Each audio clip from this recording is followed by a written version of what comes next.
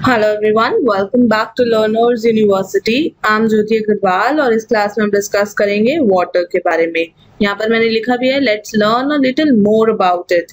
मतलब हम वाटर के बारे में बहुत सारी चीजें पढ़ेंगे इसमें, बहुत जल्दी जल्दी, और बहुत ही ऐसे पॉइंट्स होंगे जो बहुत ही बेसिक होंगे और आपकी रियल लाइफ से भी रिलेट करेंगे। साथ ही साथ आप अगर किसी से वाटर के बारे में डिस्कस करते हो तो आपको प्रॉपर नॉलेज होगी वाटर से रिलेटेड। तो स्टार्ट करते हैं। सबसे पहले, water is a substance composed of a chemical elements hydrogen and oxygen and existing in gases, liquid and solid states. यहाँ पे क्या कह रहा है, वाटर एक ऐसा सब्सटेंस है जिसके अंदर केमिकल एलिमेंट्स कौन कौन से हैं, हाइड्रोजन एंड ऑक्सीजन। वो हाइड्रोजन एंड ऑक्सीजन से मिलके, H stands for hydrogen and O stands for oxygen. तो हाइड्रोजन के एटम और ऑक्सीजन के एटम को जोड़कर बनता है वाटर। कितना, वो भी हम आगे देखेंगे। एंड एग्जिस्टिंग इन, कौन कौन सी स्टेट्स में एग्जिस्ट करता है, गैस में, लिक्विड एंड सॉलिड। गैस में होता है तो कौन सी स्टेट होती है, वेपर। वेपर में जब होता है तब हम बोलेंगे गैसियस स्टेट है।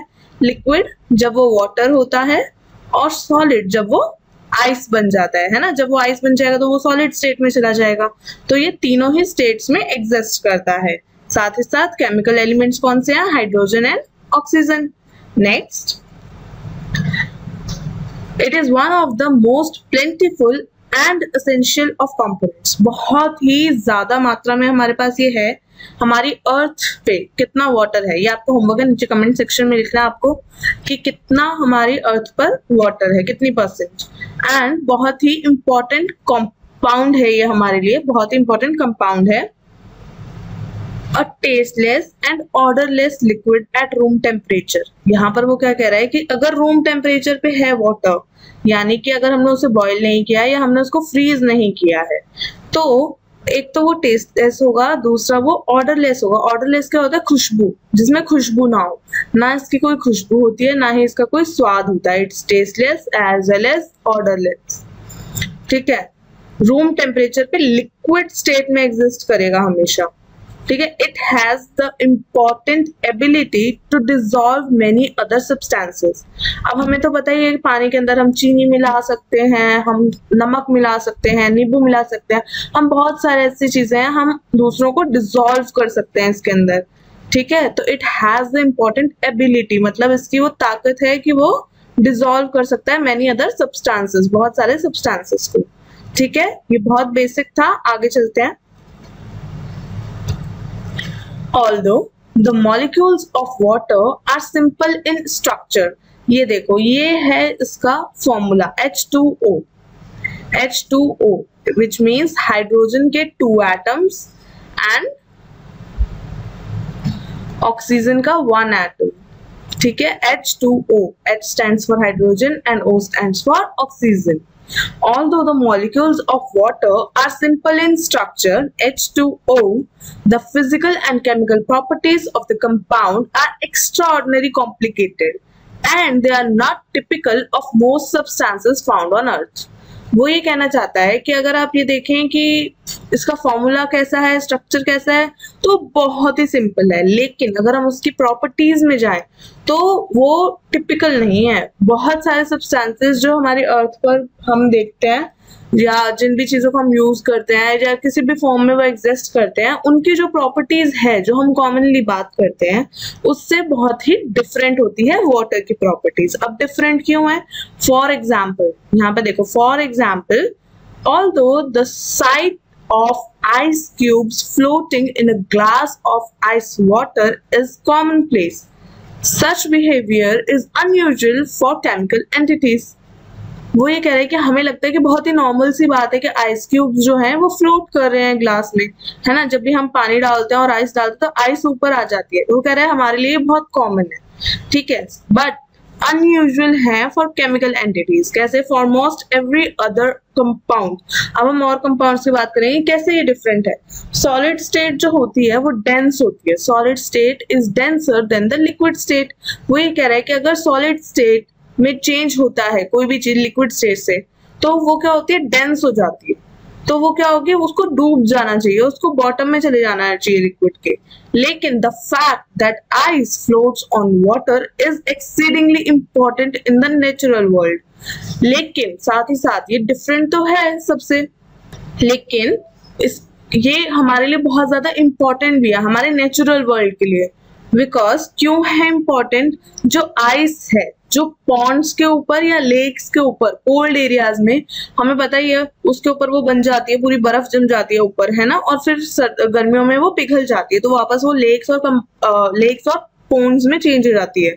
लेकिन पहले वो क्या हो जाती है, विंटर्स में उसके ऊपर की जो लेयर्स होती हैं वो पानी की जम जाती है और वो आइस बन जाती है, सॉलिड बन जाती है।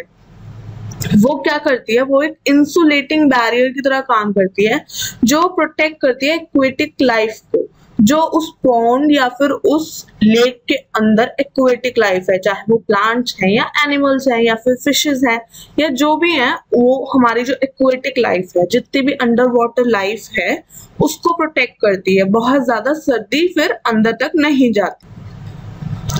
If ice were denser than liquid water, ice forming on a pond would sink, thereby exposing more water to the cold temperature.